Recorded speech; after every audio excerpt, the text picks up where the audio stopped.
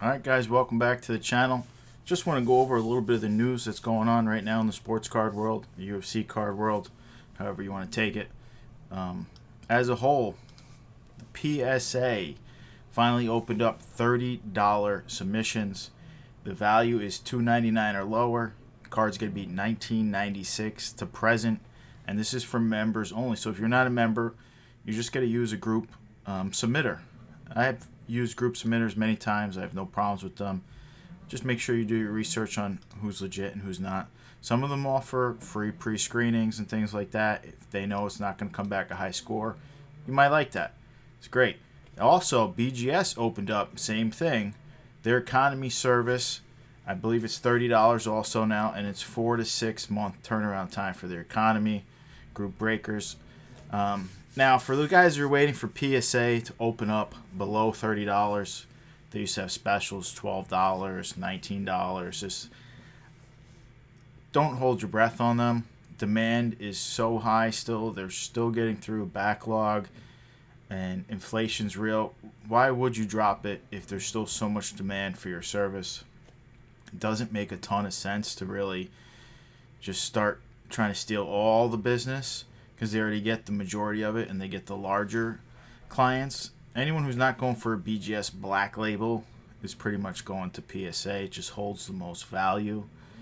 Do I think they ever get back below 20? I honestly don't know if they'll ever get that low again. They just got their new headquarters. They hired more people to speed it up. They bought the Gemma Mint for the computer algorithm to help with the grading. I think we see $20 for group submissions and stuff like that. I don't know if we ever see the truly low value. But just want to throw that around. $30 is back. Get those cards in and get graded. A lot of people in the hobby weren't grading UFC cards in the beginning. It's changing now. I like to get mine graded. You guys know that. For the collection, seals them.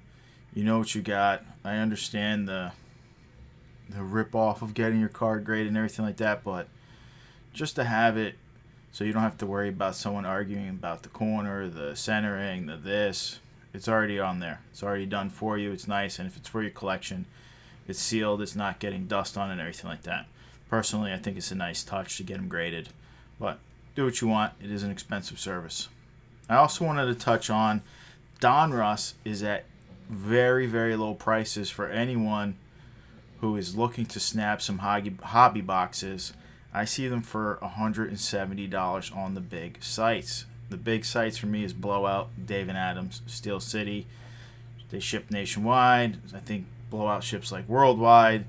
You don't have to pay tax with them. Most of the time they have free shipping over a certain threshold. And $170 from them is a steal. You don't have to worry about anything. Great process all around with them. Packaging and authenticating and all that stuff. And trust me, these will rise over time, no question about it. This set is not as bad as a lot of people are making it out to be. The problem was they started so high with the pricing, it puts a bad taste in people's mouth. $500, $550 a box initially before they were even released. Just insanely too high. It wasn't good. This was meant to be a cheaper set. That's why there's a lot of base and stuff like that. But personally, if you're looking for a hobby box, now's probably the lowest it's going to go. And then you're going to start to see these levels just, they're going to settle.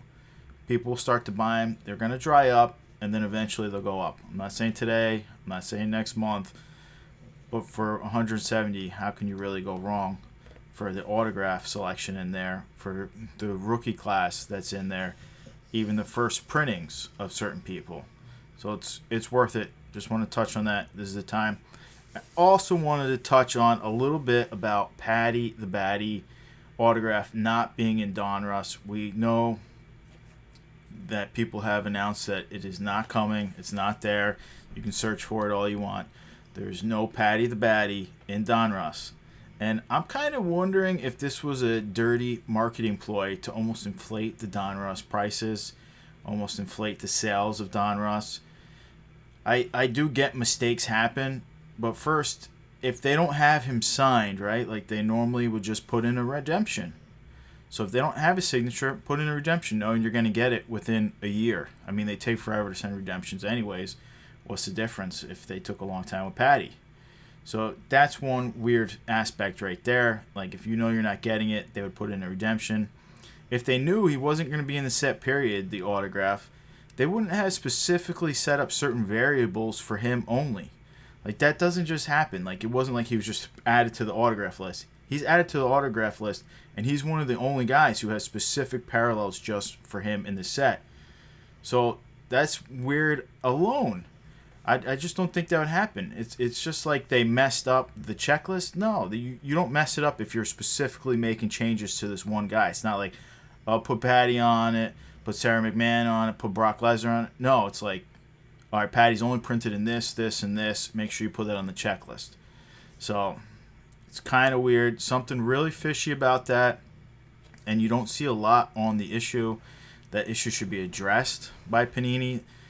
Honestly, I feel like they should give people, I mean, it's really tough, but they should do something for their customers in that aspect.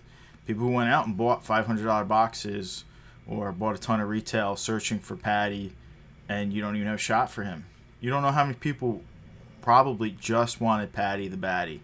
The guy is a huge name. I feel like it was a kind of a dirty move.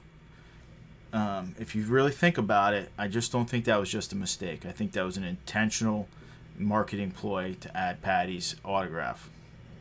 All right, then I wanted to announce the winners who gets the free crunch times. It's Caden McBroom.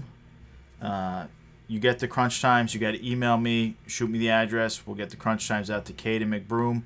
And then there wasn't so many guys, so I'm going to give something out to the next runners-up. So the top 3 guys are all going to win.